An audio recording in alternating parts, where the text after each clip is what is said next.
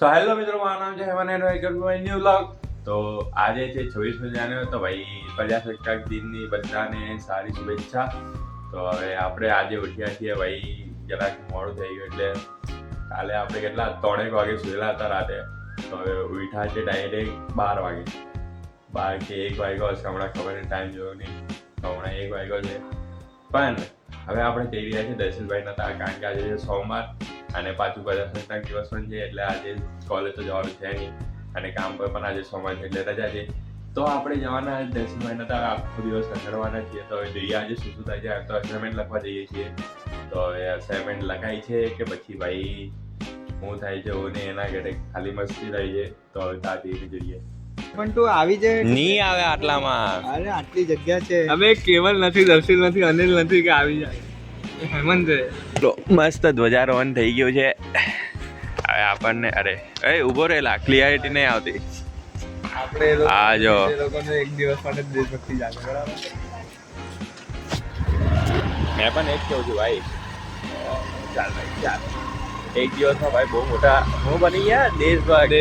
ગાંધીજી બની ગયા ગાંધીજી. હમણાં એક આતંકવાદી આવ્યો તો પહેલા એમ કહે કે મને નહીં મારતા, મને લઈ જાઓ કશે બી. અમે સમર્પણ કરવા તૈયાર છે. દેશ માટે મરે નહીં, સિલેન્ડર કરી દે. સિલેન્ડર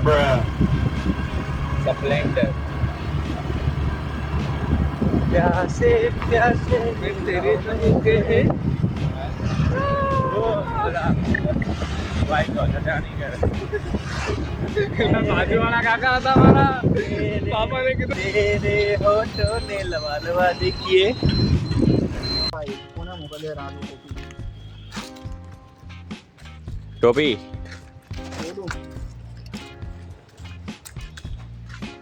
ઓ વિવેક મહિલા, અરે નજીક લેને પણ વિવેક ભાઈ વિવેકભાઈ બિગ ફેન બિગ વિવેક ને એવું કરવા કે સીટી છે વિવેક ભાઈ. ગોડીને જોઈ છે, ઘૂસે નહીં ને, ડાયરેક્ટ રસ કરવા જ ઘૂસી જાય. 4 નો. અરે ટીમ વાઇપ આઉટ. તો મિત્રો આપણે હમણાં આવી ગયા છે ભાઈઓ નીલકંઠ મોબાઈલ એસેસરીઝમાં. હમણાં એટલે આ ભાઈ પાસે ચાલે છે 26મી જાન્યુઆરી છે એટલે સ્પેશિયલ ઓફર ચાલે છે. એકદમ ખતરનાક જ ઓફર ચાલે છે ભાઈઓ. આવી કઈ શોપ છે.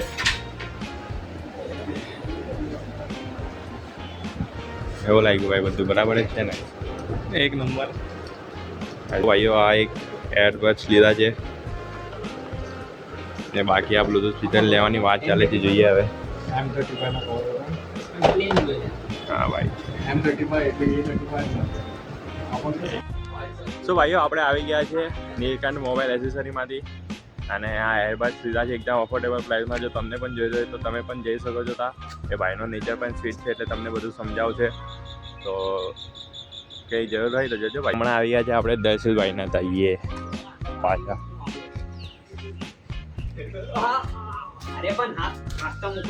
આ જો ભાઈઓ સ્પીકર કેવું લીધું હતું અને હમણાં હું હાલત થઈ ગઈ છે. બિચારું